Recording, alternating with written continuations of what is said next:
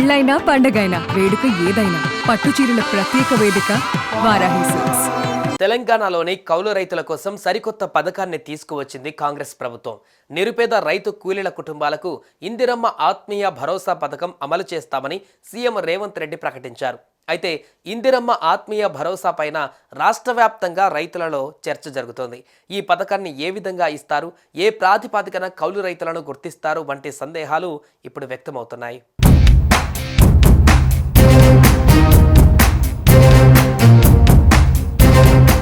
రాష్ట్ర ప్రభుత్వం 11 లక్షల నిరుపేద రైతు కూలీల కుటుంబాలకు ఇందిరమ్మ ఆత్మీయ భరోసా పథకం ద్వారా లబ్ధి చేకూర్చేందుకు సిద్ధమైంది.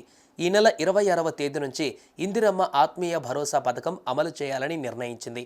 అర్హులైన ప్రతి ఒక్కరికి లబ్ధి చేకూరేలా చర్యలు తీసుకోవాలని సీఎం రేవంత్ రెడ్డి అధికారులను ఆదేశించారు. భూమి లేని వ్యవసాయ రైతు కుటుంబాలకు ఏడాదికి 12,000 రూపాయలు ఇవ్వాలని నిర్ణయం తీసుకున్నట్లుగా సీఎం రేవంత్ రెడ్డి వెల్లడించారు.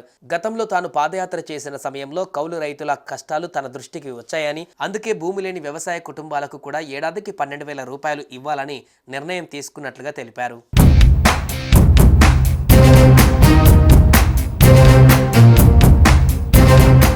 ఇందిరమ్మ ఆత్మీయ భరోసా పథకాన్ని ఎలా అమలు చేస్తారని రైతులు చర్చించుకుంటున్నారు. భూములు ఉన్న రైతులు కొందరు వ్యవసాయం చేయలేక కౌలుకిస్తే ఆ కౌలు చేసే రైతులకు ప్రభుత్వం కొత్తగా తీసుకువస్తున్న ఇందిరమ్మ ఆత్మీయ భరోసా పథకం ఇచ్చినట్లయితే అసలు భూములున్న రైతులకు రైతు భరోసా రాదు కదా అని తర్జన భర్జన పడుతున్నారు.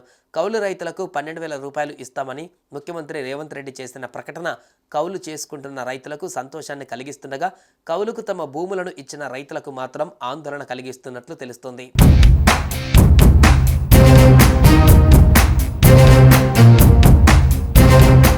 ఎన్ఆర్జీఎస్లో పనిచేసే కూలీలు ఇంటికి ఒకరున్నా ఇద్దరున్నా ఒక కుటుంబం కింద పరిగణించనుంది రాష్ట్ర ప్రభుత్వం. అలా భూమి లేని నిరుపేద రైతు కూలీ కుటుంబాలకు ఏడాదికి 12,000 ఇందిరమ్మ ఆత్మీయ భరోసా ఇచ్చేందుకు జాబితా సిద్ధం చేసినట్టుగా తెలుస్తోంది.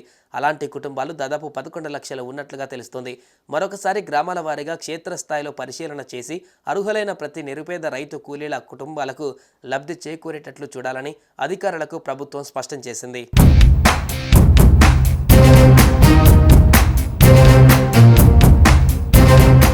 కౌలు రైతులకు ఇందిరమ్మ ఆత్మీయ భరోసా ఇవ్వాలంటే ఆ రైతు ఏ పొలంలో వ్యవసాయం చేస్తున్నారు, దాని తాలూకా కౌలు పత్రాన్ని తీసుకోవాలా?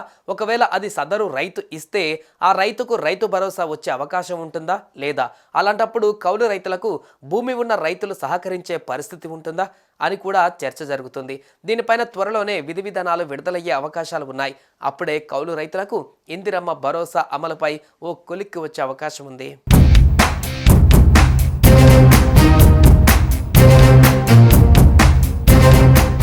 సుమన్ టీవీలో మీ పర్సనల్ అండ్ బిజినెస్ ప్రమోషన్స్ కోసం కింది నెంబర్కి కాంటాక్ట్ చేయండి.